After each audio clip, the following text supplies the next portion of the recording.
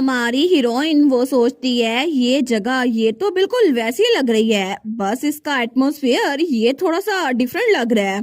तो हमारी हीरोइन सोचती है ये सब कुछ तो मैंने पहले देख रखा है, लेकिन आखिर ये दोबारा क्यों हो गया। ये तो उस वाले मेंशन में भी हुआ था ना, आखिर ये बार बार क्यों हो ही जा रहा है।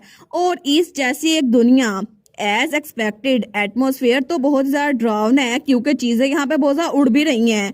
और तब हमारी एरनल वहां दरवाजे के पास खड़ी हुई थी। वो सोचती है टू बी ऑनेस्ट मेरी इंस्टिंक्ट तो मुझे चिल्ला चिल्ला कह रही है कि भाग जाओ तुम मरने वाली हो। मे भी शायद इसी वजह से, क्योंकि मैं दूसरी बार ऐसी जगह पर आई हूँ, इसी वजह से मुझे थोड़ा काम महसूस हो रहा है, या फिर इस बार मेरे साथ कोई है इसी वजह से और उसके साथ कोई बैठा हुआ था। तो एरनल सोचती है शायद इस बार मेरे साथ लेस्ली है इसी वजह से, लेकिन लेस्ली तो बहुत ज्यादा डरी हुई थी। वो तो बकायदा कांप रही थी और रो रही थी। वो कहती है ये जगह कौन सी है। मुझे तो मोम ने कहा था कि बस तोता। वो तो चिल्ला चिल्ला के रो रही थी। वो कहती है कितना डरावना है ये, मतलब ये है क्या मुझे यहाँ से निकलना है। तो हमारी सोचती है लगता तो नहीं है बिल्कुल भी मेरी हेल्प करने वाली है। लेकिन तब हमारी हीरोइन उसके सामने बैठते हुए कहती है क्या तुम ठीक हो।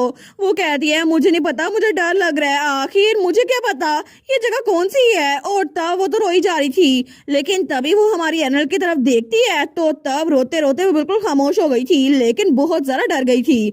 तो हमारी उन कहती है लेस्ली मुझे पता है तुम डरी हुई हो, लेकिन अभी के लिए तुम्हें काम डाउन होना पड़ेगा। लेकिन लेस्ली उसकी बात का जवाब नहीं देती और चिल्ला के वहां से दूर भाग जाती है। तो हमारी कहती है तुम्हें ऐसा नहीं लगता, या फिर मैं यही कहने वाली थी ये तो भाग गई। और बेचारी एरनल वहां पे अकेली रह गई थी। वो सोचती है अभी तक कुछ हुआ तो है नहीं, ये भाग क्यों रही है। और अगर ये ऐसे ही टेंशन डाइवर्ट करती रही ना तो जो चीजें यहाँ पे नहीं आनी चाहिए वो भी यहाँ पर आ जाएंगी। वो सोचती है ऐसा तो नहीं है ना कि मेरी और लेस्ली की अच्छी मेमोरीज हैं, लेकिन अगर मैंने इसको ऐसे अकेले छोड़ दिया तो मे भी ये किसी ना किसी मसले में फंस जाएगी। और तब वो बेचारी खुद भी थकी हुई थी। वो सोचती है मैं पूरा दिन भागती रही और इसी वजह से मुझ में बिल्कुल भी एनर्जी नहीं बची। तो तब वो चल के वहां से आगे जा रही थी। वो कहती है लेस्ली क्या तुम ठीक हो। लेकिन लेस्ली वहां पे नहीं थी। वो दूसरे कमरे में आते हुए कहती है लेस्ली इट्स ऑल राइट तुम बाहर आ सकती हो। लेकिन लेस्ली वहां पर थी नहीं और हमारी हीरोइन सच में थक चुकी थी। वो कहती है लेस्ली, और तब वो बेचारी वो कहती है मुझे पता है कि वो इधर ही गई थी, लेकिन इस वक्त मुझे ऐसा लगता तो नहीं यहाँ पे कोई मॉन्स्टर है। और ये जगह ये तो बिल्कुल खामोश है, मुझे ना तो किसी फुटस्टेप की आवाज आ रही है, ना ही आवाजों की, और ना ही यहाँ पर हवा की आवाज सुनाई दे रही है।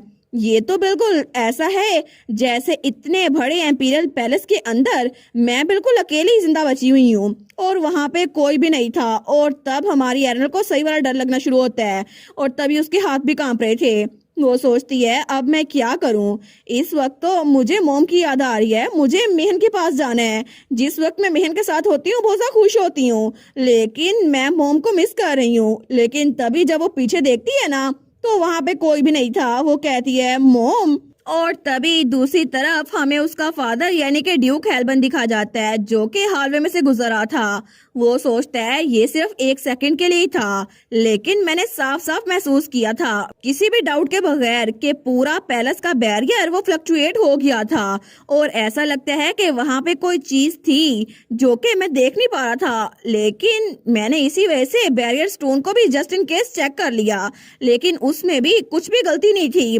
तो क्या इसका मतलब है कि किसी ने किंगडम की बाउंड्री के साथ डायरेक्टली कुछ किया है, लेकिन वो कौन हो सकता है। एम्पीरियल पैलेस में स्लीपिंग स्लॉट है, उसने कहा कि एक अनसीन थिंग है, लेकिन स्लीपिंग स्लॉट वो तो हमारी हेल्प के लिए रखी गई है यहाँ पर और वो महल से बाहर जा नहीं सकती। तो ऐसा लगता है कि ये जरूर कोई फॉर्मिडेबल एंटिटी होगी जो कि किसी के भी विजन को क्लाउड करने के लिए काफी है। तो वो सोचता है ये तो बहुत बड़ा मसला है, लेकिन आई सपोज चीजें डिजास्टर बनने से पहले मुझे कुछ करना होगा। तो तभी वहां पर उसे किसी की आवाज आती है। तो वहां पर कुछ हाई रैंकिंग मेजेस खड़े हुए थे। वो सोचता है ये तो टावर से लग रहे हैं, लेकिन ऐसा लगता है कि इन्होंने भी बैरियर में अबनॉर्मेलिटी को नोटिस कर लिया होगा। तो तभी वो वहां पर बिल्कुल रुक जाता है, लेकिन तभी उन सबको देखते ही वहां से पलटने लगता है। वो सोचता है मुझे क्या फर्क पड़ता है, बाकियों के साथ जो मर्जी हो, मैं इन्वेस्टिगेशन को इन पे छोड़ देता हूँ। आई एम श्योर ये कुछ ना कुछ फिगर आउट कर ही लेंगे। लेकिन तब वो आगे जाते हुए सोचता है मैं बस एडवर्ड को बता देता हूँ, जो कि पैसन का फादर एम्परर था। लेकिन तभी उसके पास ही कुछ करंट सा निकलता है और तब उसके बिल्कुल साथ दीवार में एक रिफ्ट ओपन हो जाती है, जो कि दूसरी दुनिया की थी। तो तभी बाकी इमेजेस उस तरफ देखते हैं, वो कहते हैं क्या ये तो अदर वर्ल्ड की रिफ्ट है। लेकिन ड्यूक हेल्बन उसको देखता है और वो सोचता है एक रिफ्ट ये खुल गई है, लेकिन ये तो बिल्कुल भी अच्छा साइन नहीं है। आज की रात मुझे लगता है कुछ लोग की आखिरी रात होगी, क्योंकि मुझे लगता है कुछ लोग इस रिफ्ट के अंदर फंस के मर जाएंगे। तो तब उसको इग्नोर करके आगे जा था, लेकिन तभी दोबारा से उस स्लीपिंग स्लॉट की उसको आवाज आती है, वलेर तुम्हारी बेटी वो भी इस रिफ्ट के अंदर फंस चुकी है। तो वलेर कहता है क्या, और तभी वो अपना सर पकड़ लेता है। वो सोचता है हाँ मुझे ये सब कुछ खुद ही करना पड़ेगा। लेकिन जैसे ही वो बाकी इमेजेस उसके साथ देखते हैं, वो कहते हैं क्या, तो वो चिल्ला कहता है ओए तुम क्या कर रहे हो, वापस आ जाओ, ये बहुत ज्यादा डेंजरस है, तुम्हें पता भी है अगर तुम इसके अंदर चले गए तो मर सकते हो। लेकिन वलेर कहता है ओए तुम हिज मैजेस्टी को बता देना कि इस सिचुएशन से खुद ही डील कर लें, चाहे कुछ भी हो जाए इसको जल्दी खत्म कर देना। वो कहता है क्या, लेकिन तब उस रिफ्ट के अंदर से बिजली निकल रही थी और जैसे ही वलेर उस रिफ्ट के अंदर गया था ना, वो रिफ्ट बंद हो गई थी। तो वो मेज कहता है नहीं रुको सही। वो सोचता है क्या सच में वो खुद अपनी मर्जी से जानबूझ के उस रिफ्ट के अंदर गया है, लेकिन क्यों, क्या वो मरना चाहता है। तो तब दूसरी तरफ वलेर उस रिफ्ट के अंदर जैसे ही आया था ना, वो सोचता है अदर वर्ल्ड ये एक ऐसी दुनिया है जो शेडो ऑफ रियलिटी के अंदर छुपी हुई है। जिस मोमेंट कोई आम इंसान इसमें कदम रखता है ना, उसके लिए यहाँ जिंदा रहना मुश्किल हो जाता है, क्योंकि यहाँ पर हेलुसिनेशन बहुत ही ज्यादा है, जिसको सफर करके कोई भी पागल हो सकता है। लेकिन तब वो वहां पे पाँव रखते हुए कहता है लिटरली ये जगह तो मौत के लिए बनी हुई है। लेकिन तब वो वहां पर आते हुए सोचता है फिर भी मुझे लगता है कि इस जगह पर मैं बिल्कुल ठीक रहूंगा, क्योंकि हेलुसिनेशन मेरे लिए कोई भी नई बात नहीं है। और जैसे वहां पर देखते हैं तो कुछ बुक्स उड़ रही थी और कुछ चीजें इधर उधर थी। तो तब वो दिल में सोचता है वो बच्ची बिल्कुल ठीक होगी, आफ्टर ऑल दूसरी दुनिया को फ्रीली नेविगेट करना ये तो हेल्बन्स की ड्यूटी है ना। लेकिन तभी वो दूसरी स्लीपिंग स्लॉट वो भी वहां पर आ गई थी। वो कहती है मैं उसको रास्ता दिखाने ही वाली थी, लेकिन वो जल्दी से कहीं चली गई, इसी वजह से मुझे पता नहीं था। और तब वो स्माइल करती है, वो कहती है तुम तो ऐसे प्रिटेंड कर रही थी जैसे तुम्हें फर्क नहीं पड़ता, लेकिन एक्चुअली तुम तो बड़ी डिवोटेड हो। तो ड्यूक हेल्बन वो उसकी बात का जवाब नहीं देता और उसको हमारी एरनल की टेंशन हो रही थी।